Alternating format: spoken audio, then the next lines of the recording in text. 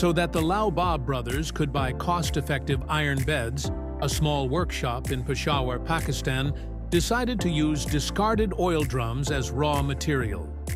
Although they do not have advanced production equipment or specialized assembly lines, the iron beds they manufacture have won over local residents due to their affordable price.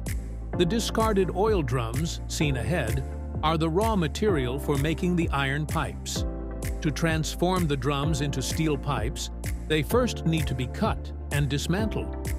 Since there may be residual flammable substances inside the drums, the artisans carefully use hammers and chisels to extract the iron sheets.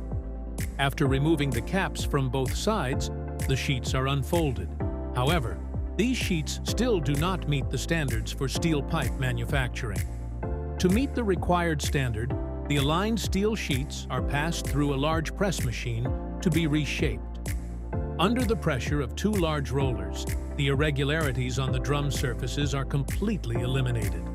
Since the original paint is still adhered to the sheets, it is necessary to soak them in an oxalic acid solution to dissolve all the residues on the surface. We know that oxalic acid is highly corrosive, so after the chemical bath, the sheets must be washed with water to avoid causing burns during subsequent stages. After cleaning, the sheets are cut into equal pieces using an automatic cutting machine, with each piece becoming the raw material for an iron pipe. To speed up pipe production, the artisans stack several sheets together and place them in a press to shape them. Once shaped into a C form, a joint is welded to the end to prepare for the stretching stage.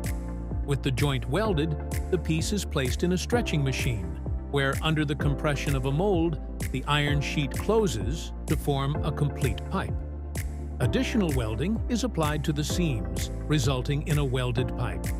Since the welding residues are still protruding, the pipes are placed in a cold drawing machine. This not only removes the irregularities, but also improves the precision of the pipe's shape. After drawing, the joints at the ends are removed as they are no longer needed.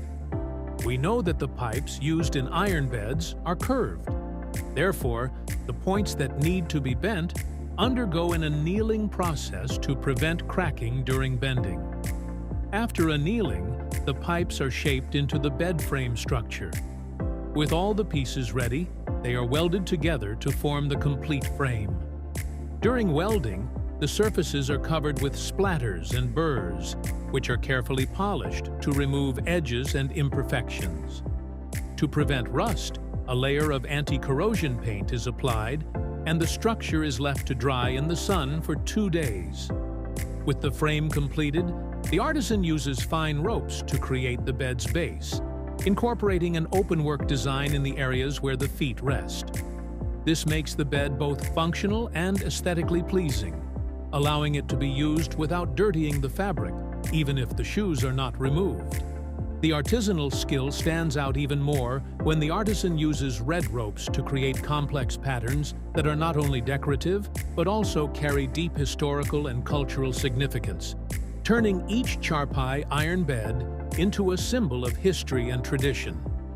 After dozens of meticulous steps, a beautiful charpai iron bed is finally ready. And you, what do you think of the skills of the Pakistani artisans? If the maximum score were 10, what score would you give them?